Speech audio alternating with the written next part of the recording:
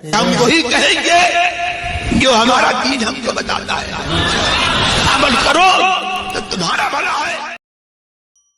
الحمدللہ رب العالمین والصلاة والسلام على سید الانبیاء والمرسلین، اما بعد، اعوذ باللہ من الشیطان الرجیم، بسم اللہ الرحمن الرحیم، ان اللہ وملائکتہ یصلون علی النبی یا ایہا الذین آمنوا صلوا علیہ وسلموا تسلیما، اللہم صلی علی سیدنا وشفیعنا وحبیبنا ومولانا محمد وبارک وسلم صلاۃ وسلام علیک یا رسول اللہ صلی اللہ تعالی علیہ وسلم۔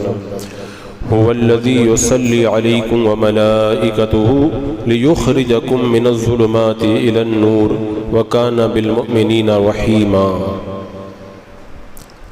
وہی ہے کہ درود بھیجتا ہے تم پر وہ اور اس کے فرشتے کہ تمہیں اندھیرے سے اجالے کی طرف نکالے، اور وہ مسلمانوں پر مہربان ہے۔ تحیتہم یوم یلقونہ السلام وعد لہم اجرا کریما، ان کے لیے ملتے وقت کی دعا سلام ہے اور ان کے لیے عزت کا ثواب تیار کر رکھا ہے۔ جب اللہ تبارک و تعالیٰ نے یہ آیت کریمہ نازل فرمائی کہ ان اللہ و ملائکتہ یصلون علی النبی، تو حضرت سیدنا ابو بکر صدیق رضی اللہ تعالیٰ عنہ میرے آقا صلی اللہ تعالیٰ علیہ وسلم کی بارگاہ میں حاضر ہو کر عرض کرتے ہیں، یا رسول اللہ، آپ کو اللہ تبارک و تعالیٰ جب بھی کوئی شرف اور فضل عطا فرماتا ہے تو آپ کے طفیل ہم نیاز مندوں کو بھی اللہ تعالیٰ نوازا کرتا ہے۔ تو پھر آپ کے بارے میں رب نے فرمایا ان اللہ و ملائکتہ، تو اللہ تبارک و تعالیٰ نے ہمیں کیا عطا فرمایا؟ تو رب نے اس پر یہ آیت کریمہ نازل فرمائی کہ اللہ تبارک و تعالیٰ درود بھیجتا ہے تم پر وہ اور اس کے فرشتے۔ تو اللہ نے اپنے حبیب پر بھی درود نازل فرمایا، اور سرکار دو عالم صلی اللہ تعالیٰ علیہ وسلم کے صدقے میں ہم گنہگاروں پر بھی درود نازل فرمایا۔ یہ میرے آقا صلی اللہ تعالیٰ علیہ وسلم کا کرم ہے۔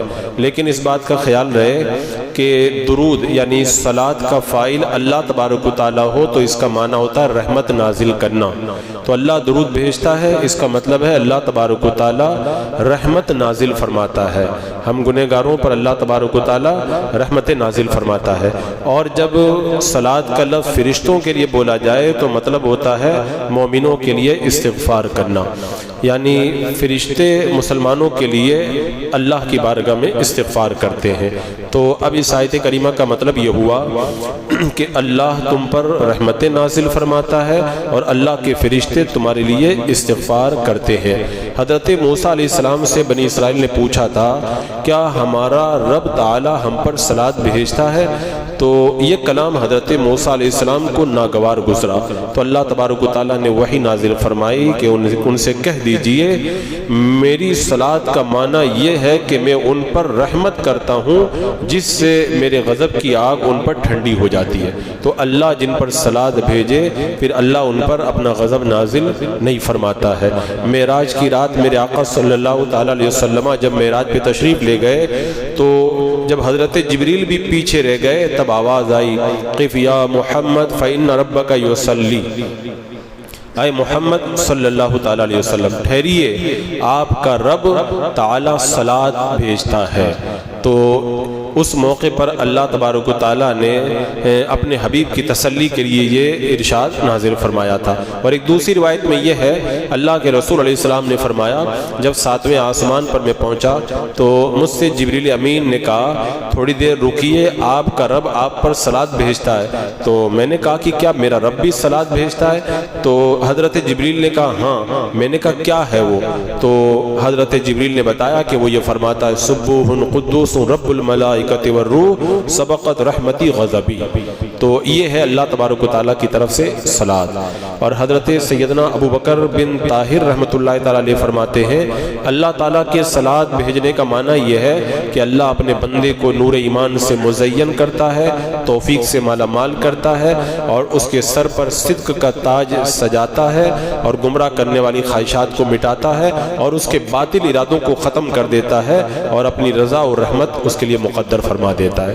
تو یہ اللہ کا فضل ہے کہ رب نے اپنے حبیب کے صدقے میں ہم گنہگاروں کو اپنی صلاۃ سے مالا مال فرمایا ہے۔ پھر آگے فرمایا لِيُخْرِجَكُم مِّنَ الظُّلُمَاتِ إِلَى النُّورِ، تاکہ تم کو تاریکیوں سے نور کی طرف نکالے، یعنی شرک اور جہالت اور گناہوں کی تاریکیوں سے تمہیں ایمان، علم اور اطاعت کی طرف لائے، اور تمہارے جو بشری کثافتیں ہیں اور جو قدورتیں ہیں ان کو نکال کر کے اللہ تمہیں روحانیت عطا فرمائے، اور تمہارے اوپر جو ظلمات اور حجاب ہیں ان کو اللہ دور کر کے تجلیات سے مالا مال فرمائے، اور قبروں سے نکال کر میدان محشر میں لائے۔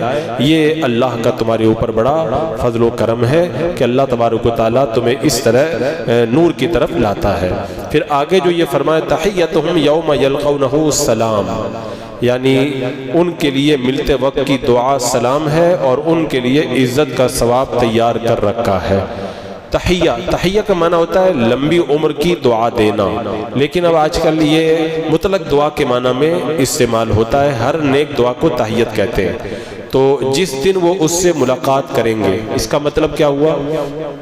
یعنی جب مومن موت کے وقت اللہ سے ملاقات کرے گا تب ان کو سلام بھیجا جائے گا، یا جب قبروں سے نکل کر کے میدان محشر کی طرف جائیں گے تو اللہ سے ملاقات کے لیے تب ہمارے لیے سلام ہوگا، یا جب جنت میں داخل ہوں گے اللہ سے ملاقات ہوگی تو صلات ہوگا، یہ سلام ہوگا، اور یا پھر فرشتوں کی طرف سے یہ سلام بھیجا جائے گا۔ اس حوالے سے مختلف روایتیں ہیں کہ ایک روایت میں تو یہی ہے کہ اللہ تبارک و تعالیٰ سے جب ملاقات کریں گے تو اللہ تعالیٰ انہیں سلام سے مالا مال فرمائے گا، اور ایک روایت حضرت انس رضی اللہ تعالیٰ عنہ سے یہ ہے کہ جب بندہ مومن کی موت کا وقت آتا ہے تو فرشتے آ کر کے اسے جنت کی خوشخبری سناتے ہیں اور اس کو کہتے ہیں کہ تمہارے لیے سلام ہے، اور فرشتے ہر دروازے پر حاضر ہو کر کے سلام عرض کرتے ہیں، ہر دکھ تکلیف اور آفت اور تکلیف سے سلامت رہنے کی بشارت دیتے ہیں۔ حضرت انس کہتے ہیں اللہ کے رسول علیہ السلام نے فرمایا جب ملک الموت اللہ تعالیٰ کے ولی کے پاس حاضر ہوتے ہیں تو پہلے انہیں سلام کرتے ہیں، کہتے ہیں اللہ کے ولی اٹھ اس اجڑے ہوئے گھر سے نکل اور اس گھر کی طرف چل جو تو نے آباد کیا ہے، اور اگر مرنے والا بندہ اللہ کا ولی نہیں ہے تو اس سے کہتے ہیں اٹھ کھڑا ہو اے اللہ کے بندے، اس گھر سے جسے تو نے آباد کیا ہے اس گھر کی طرف چل جس کو تو نے برباد کیا ہے۔ تو اگر بندہ نیک ہے تو موت کے وقت میں اس طرح اسے بشارتیں دی جاتی ہیں اور اسے بشارتوں سے مالا مال فرمایا جاتا ہے۔ حضرت عبداللہ ابن مسعود رضی اللہ تعالیٰ عنہ کہتے ہیں جب ملک الموت مومن کی روح قبض کرتے ہیں تو کہتے ہیں تمہارا رب تم کو سلام بھیجتا ہے، اور حضرت برا بن عازب نے کہا ملک الموت ہر مومن کی روح قبض کرنے سے پہلے اس کو سلام کرتے ہیں۔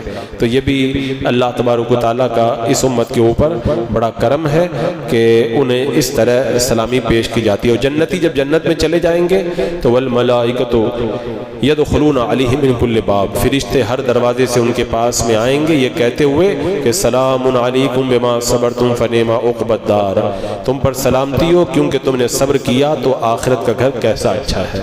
تو جنت میں بھی فرشتے انہیں سلام کرتے ہوئے نظر آئیں گے۔ یہ بھی اللہ تبارک و تعالیٰ نے یہ انعام عطا فرمایا۔ وَعَدَّ لَهُمْ أَجْرًا كَرِيمًا، اللہ نے ان کے لیے اجر کریم تیار کیا۔ اجر کریم سے مراد ہے جنت کی نعمتیں۔ اللہ تبارک و تعالیٰ اہل ایمان کو جنت کی نعمتوں سے مالا مال فرمائے گا۔ پھر فرمائے یا ایھا النبی انا ارسلناک شاہدا ومبشرا ونذیرا، اے غیب کی خبر دینے والے بے شک ہم نے تمہیں بھیجا حاضر و ناظر اور خوشخبری دیتا اور ڈر سناتا، وداعیا الی اللہ باذنہ وسراجا منیرا، اور اللہ کی طرف اس کے حکم سے بلاتا اور چمکا دینے والا آفتاب بنا کر کے بھیجا۔ اس کا مطلب کیا ہے؟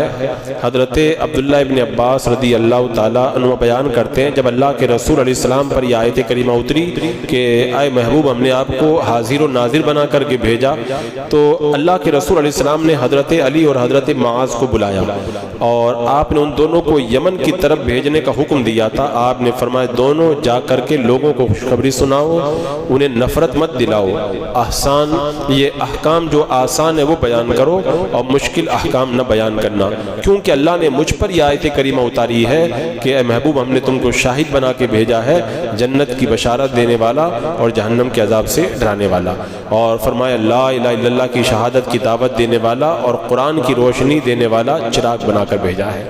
حضرت عطا بن یسار کہتے ہیں میری حضرت عبداللہ بن عمرو بن عاص سے ملاقات ہوئی تو میں نے کہا مجھے بتائیے توریت میں اللہ کے رسول علیہ السلام کی کیا خوبیاں بیان کی گئی ہیں؟ تو انہوں نے کہا کہ توریت میں اللہ کے رسول علیہ السلام کی کچھ صفتیں وہ بیان کی گئی ہیں جن کو اللہ نے قرآن میں نازل کیا، ایک تو یہی ہے یا ایھا النبی انا ارسلناک شاہدا ومبشرا ونذیرا، اور ساتھ میں توریت میں یہ بھی بیان کیا گیا ہے کہ آپ میرے بندے اور رسول ہیں، میں نے آپ کا نام متوکل رکھا ہے، آپ بد مزاج اور سخت طبیعت والے نہیں ہیں، بازاروں میں شور نہیں کرتے، برائی کا جواب برائی سے نہیں دیتے، معاف کرتے ہیں، بخش دیتے ہیں، اور اس طرح سے بہت ساری جو ہے وہ بشارتیں، یہ صفات جو ہیں وہ اللہ کے رسول علیہ السلام کی توریت میں بیان کی گئی ہیں۔ علامہ قرطبی رحمۃ اللہ تعالی علیہ کہتے ہیں اس آیت کریمہ میں اللہ کے رسول علیہ السلام کے 6 نام بیان کیے گئے۔ شاہد یہ بھی سرکار کا نام ہے، مبشر یہ بھی سرکار کا نام ہے، نذیر یہ بھی سرکار کا نام ہے، داعی اللہ یہ بھی سرکار کا نام ہے، سراج یہ بھی سرکار کا نام ہے، منیر یہ بھی اللہ کے رسول علیہ السلام کا نام۔ یعنی اس آیت کریمہ میں ان دونوں آیتوں میں میرے آقا صلی اللہ علیہ وسلم کے 6 نام بیان کیے گئے ہیں۔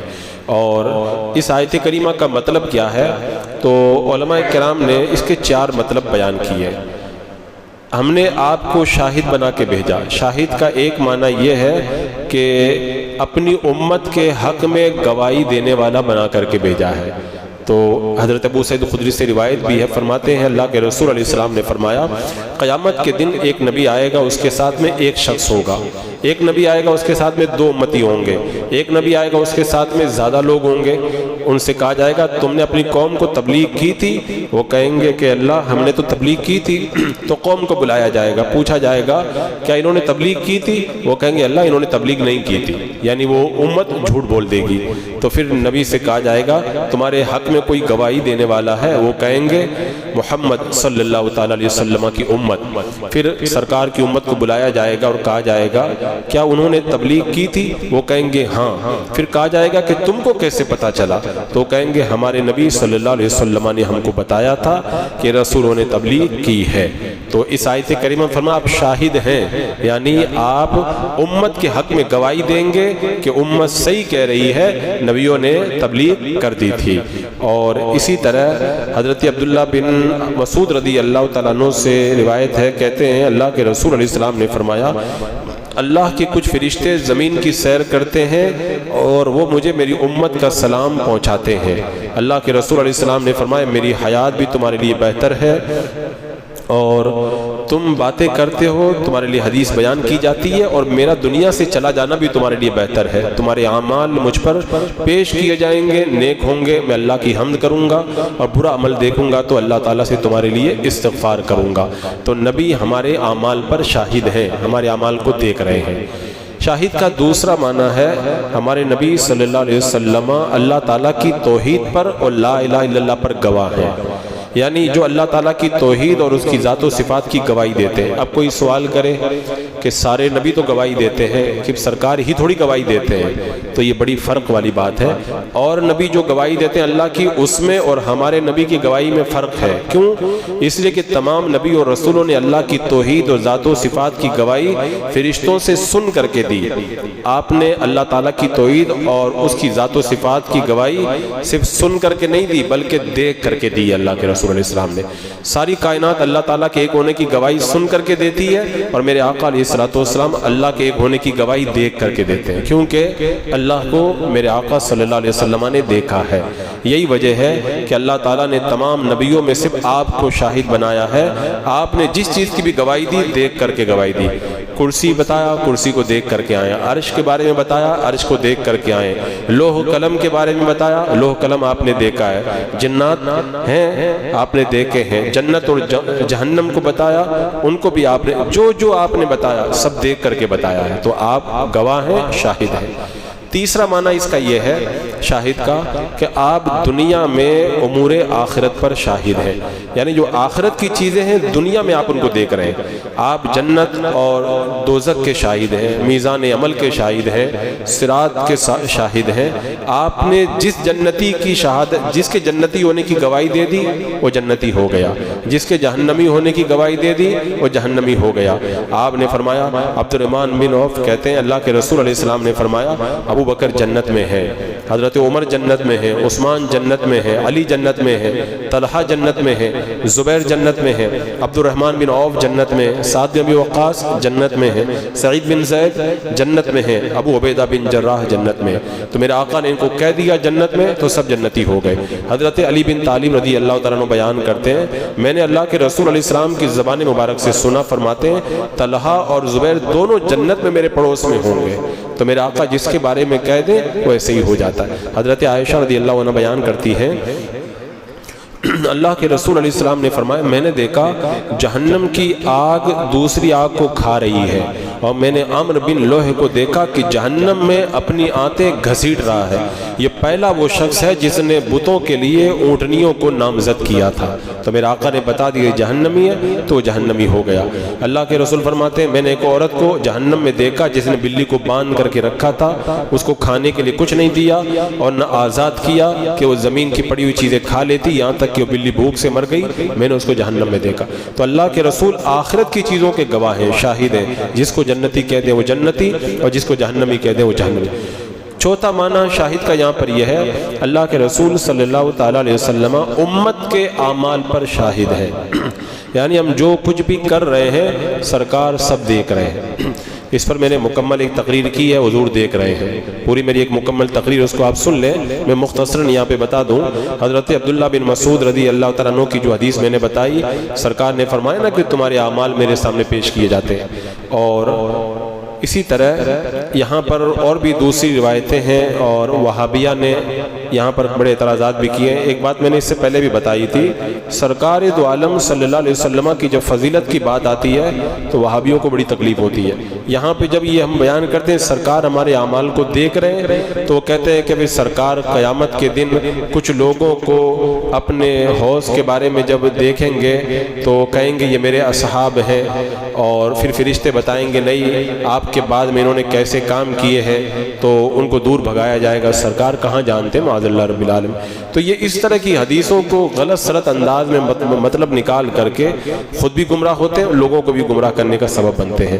ورنہ اس آیت کریمہ کے اور اس حدیث پاک کے کئی جوابات ہیں جن کو میں نے مکمل ایک مقام پر دے دی ہے۔ اب یہاں پر ایک چیز یہ بیان کی گئی سراجم منیرہ، محبوب کیا ہے؟ سراج منیر، چمکا دینے والے آفتاب ہیں، چمکا دینے والے آفتاب ہیں۔ اس کا کیا مطلب ہوا؟ اس کا مطلب علماء کرام نے یہاں پر یہ بیان کیا کہ چمکا دینے والے آفتاب کا مطلب یہ ہے کہ اللہ کے رسول علیہ الصلوۃ والسلام نے ہم سے گمراہی کے بادل کو دور کر دیا اور ہدایت کے چراغ سے ہمیں روشنی عطا فرما دی۔ جیسے چراغ سے اندھیرے دور ہوتے ہیں، اسی طرح اللہ کے رسول علیہ السلام کی وجہ سے کفر عالم سے دور ہو گیا۔ گھر میں کوئی چیز گم ہو جائے تو چراغ کی روشنی میں ڈھونڈتے ہیں، ایسے ہی دنیا والوں سے حقیقت پوشیدہ تھی، میرے آقا نے ظاہر ہو کر کے انہیں حقائق سے مالا مال فرمایا۔ چراغ گھر میں ہو تو گھر والوں کو آرام اور سرور ملتا ہے، چور نہیں آتا اور چور وہاں پہ جانے سے شرماتا ہے۔ میرے آقا صلی اللہ علیہ وسلم اہل ایمان کے لیے سرور ہے، اہل ایمان کے لیے دشمنوں اور منکروں سے بچانے والے ہیں، اور منکروں کے لیے حسرت ہی حسرت ہے۔ چراغ بڑا فیاض ہوتا ہے، ہزاروں چراغ جلا دو روشنی کم نہیں ہوتی۔ اسی طرح ہدایت کے نور سے بھی لوگ ہدایت پاتے گئے لیکن ہدایت میں کوئی کمی نہیں ہوئی۔ چاند سورج سے نور حاصل کر رہے ہیں سب لوگ، لیکن سورج کے نور میں ذرہ برابر کمی نہیں ہوتی۔ میرے آقا علیہ الصلوۃ والسلام بھی آفتاب ہدایت ہے، آپ سے لوگ ہدایت حاصل کرتے رہیں گے اور کسی طرح سے اس نور کے اندر کوئی کمی کبھی بھی واقع نہیں ہوگی۔ اور یہاں پر جو اس سے پہلے میں نے بتایا تھا وعد لہم اجرا کریما، اللہ نے ان کے لیے اجر کریم تیار کر کے رکھا ہے۔ اجر کریم کے حوالے سے علماء بیان کرتے ہیں کہ یہ جنت کی بشارت امت کو دی جا رہی ہے۔ اس امت کے فقراء کو مالداروں پر فضیلت ہے، اور حدیث پاک میں حضرت انس بیان کرتے ہیں اللہ کے رسول علیہ السلام کی خدمت میں ایک بندہ آیا کہ یا رسول اللہ مجھے فقیروں نے بھیجا ہے۔ آپ بہت خوش ہوئے، فرمایا کہ تم اور تمہارے بھیجنے والے خوش رہے۔ اللہ اکبر۔ تو ایسے لوگوں سے آیا ہے جو میرے محبوب ہیں۔ سرکار نے فرمایا فقیر لوگ میرے محبوب ہیں۔ تو قاصد نے کہا یا رسول اللہ، فقیر عرض کر رہے ہیں، فقراء کہہ رہے ہیں ہم نیکی میں دولت مند، ہم سے نیکی کے اندر دولت مند بازی لے گئے۔ وہ حج کرتے ہیں، ہم حج نہیں کرتے، وہ صدقہ و خیرات کرتے ہیں، ہم محتاج ہیں، وہ غلام آزاد کرتے ہیں، ہم تنگ دست ہیں، وہ جب بیمار پڑتے ہیں تو صدقہ کرتے ہیں۔ اللہ کے رسول علیہ السلام نے فرمایا فقراء اپنی تنگ دستی پر صبر کریں تو انہیں دولت مندوں پر فوقیت حاصل ہوگی، اور 3 ایسی خصلتیں ملیں گی جو مالداروں کو نہیں ملیں گی۔ پہلی فضیلت میرے آقا نے فقیروں کی بتائی، جنت میں ایک بالا خانہ ہے جو یاقوت احمر سے تیار کیا گیا ہے، جسے جنتی دور سے ایسے دیکھیں گے جیسے ہم زمین سے ستاروں کو دیکھتے ہیں۔ اس بالا خانے میں صرف نبی رہیں گے اور فقیر رہیں گے اور شہید رہیں گے، اور اس طرح کے لوگوں کو اللہ تعالیٰ اس بالا خانے کے اندر جگہ عطا فرمائے گا۔ دوسری فضیلت فقراء مالداروں سے 500 سال پہلے جنت میں جائیں گے۔ اور تیسری فضیلت جب غریب آدمی، تنگ دست آدمی سبحان اللہ والحمد للہ ولا الہ الا اللہ واللہ اکبر خلوص کے ساتھ کہتا ہے، اور ایسے ہی دولت مند بھی خلوص کے ساتھ کہتا ہے، تو مالدار فقیر کے مرتبے کو نہیں پہنچ سکتا۔ اس سے فقیر کو جو ملے گا، دولت مند اگر 10,000 درہم بھی خرچ کر دیں تو اتنا وہ لوگ نہیں پا سکتے ہیں۔ یعنی فقیر آدمی اللہ کی تسبیح کر دے اور مالدار اتنا خرچہ کر کے تسبیح کرے تب بھی اس غریب آدمی کے مرتبے تک نہیں پہنچ سکتا ہے۔ اللہ کے رسول علیہ السلام کے فرمان کو سن کے قاصد گیا، فقیروں کو جا کر کے سنایا، تو فقیروں نے کہا ہم اپنی تنگ دستی اور فقیر پر راضی ہیں۔ تو یہ اعد لہم اجرا کریما، اللہ نے اجر کریم اہل ایمان کے لیے تیار کر رکھا ہے۔ بسم اللہ الرحمن الرحیم۔ اللہم صلی علی سیدنا مولانا محمد وبارک وسلم، صلاۃ و سلام علیک یا رسول اللہ، یا اللہ یا رحمان یا رحیم العالمین۔ اپنے محبوبان بارگاہ کے صدقے میں اعمال صالحہ کی توفیق عطا فرما، ہر گناہ ہر برائی سے محفوظ معمون فرما، ایمان پہ زندگی، ایمانی پر خاتمہ نصیب فرما۔ ربنا تقبل منا انک انت السمیع العلیم وتب علینا انک انت التواب الرحیم۔ ان اللہ وملائکتہ یصلون علی النبی یا ایھا الذین آمنوا صلوا علیہ وسلموا تسلیما۔ اللہم صل علی سیدنا وشفیعنا وحبیبنا مولانا محمد وبارک وسلم، صلاۃ و سلام علیک یا رسول اللہ۔ سبحان ربک رب العزۃ عما یصفون وسلام علی المرسلین والحمد للہ۔